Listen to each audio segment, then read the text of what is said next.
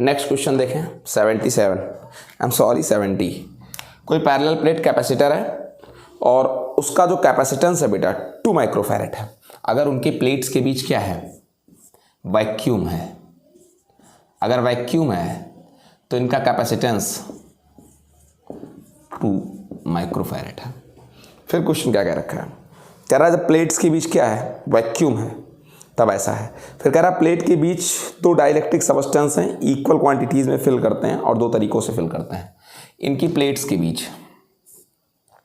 इन plates के बीच 2 तरीके से, इन प्लेट्स के बीच 2 तरीके से डाइलेक्ट्रिक सबस्टेंस फिल करते हैं। मैं दोनों तरीके यहां बना रहा हूं। एक ये तरीका है डाइलेक्ट्रिक सबस्टेंस फिल करने का, एक ऊपर और एक नीचे। एक इस तरीके से डाइलेक्ट्रिक सबस्टेंस फिल करना है, एक तरीका ये है इनके बीच डाइलेक्ट्रिक सबस्टेंस फिल करने का।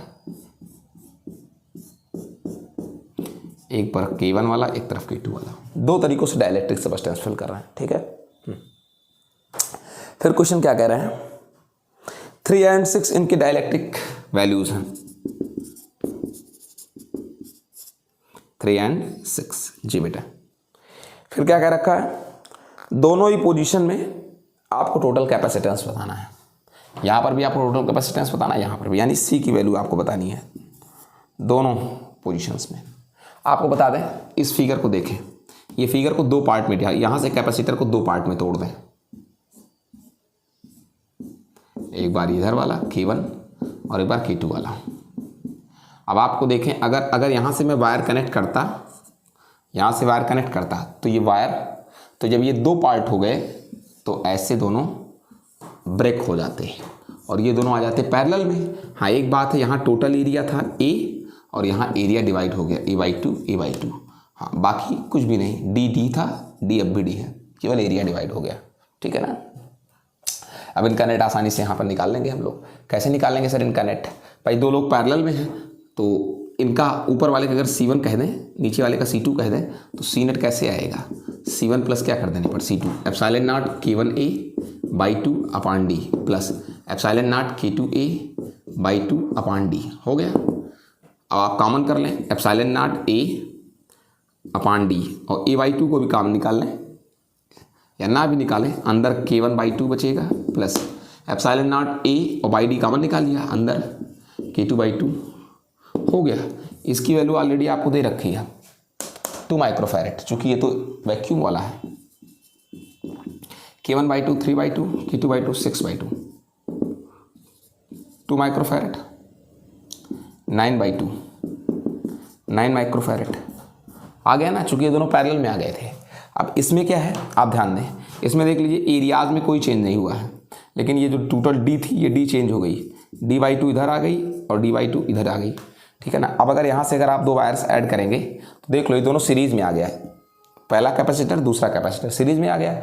और अगर इनका C1 कह दें, इनका C2 कह दें, ठीक है ना, तो कैसे निकलेगा इनका नेट, 1/C1 1/C2 ऐसे निकलेगा। C1 एप्सिलॉन नॉट KA/2, यहाँ K1A D/2, चूँकि एरिया में तो कोई दिक्कत नहीं है, plus 1/C2 epsilon not K2A D/2 हो गया बेटा। और दोनों का बहुत सिंपल है, बहुत सिंपल, देख लीजिए, अगर आप समझदार हैं तो दोनों का 2 ऊपर भेज दो। ये जो D/2 था इसको यहाँ रहना चाहिए, ये हमने गड़बड़ी किया, D/2 ये 2 ऊपर नहीं जाता, भाई थोड़ा केयर कर दिया करो, ये D/2 है, ये जो D/2 है बेटा ये ऊपर ना जा करके यहाँ जाता है इसके सामने, मतलब कि ऐसे होता, हम बता दे रहे हैं। ये D/2, ये आप समझ दीजिए, D/2 यहाँ था तो यही 2 कहाँ चला जाता है, ये इसी के आगे आ जाता है, यानी ये हो जाता है यहाँ पर, सिंपल कर दें, यहाँ पर, यहाँ पर, समझ गए, समझ गए, यानी कहाँ पर, यहाँ पर नहीं, इसको 1 ही रहने दो, यहाँ पर, समझ गए, यानी कि यहाँ पर 2C0, समझ गए इस चीज़ को। अब आपके लिए दिक्कत खत्म, वही 2C0, ठीक है ना। और C0 जब रखते 2 दूना कितना हो जाता है 4, वही 4 दूना कितना आ जाता है 8 माइक्रोफैरेड, ठीक है बेटा, 8 माइक्रोफैरेड, ठीक।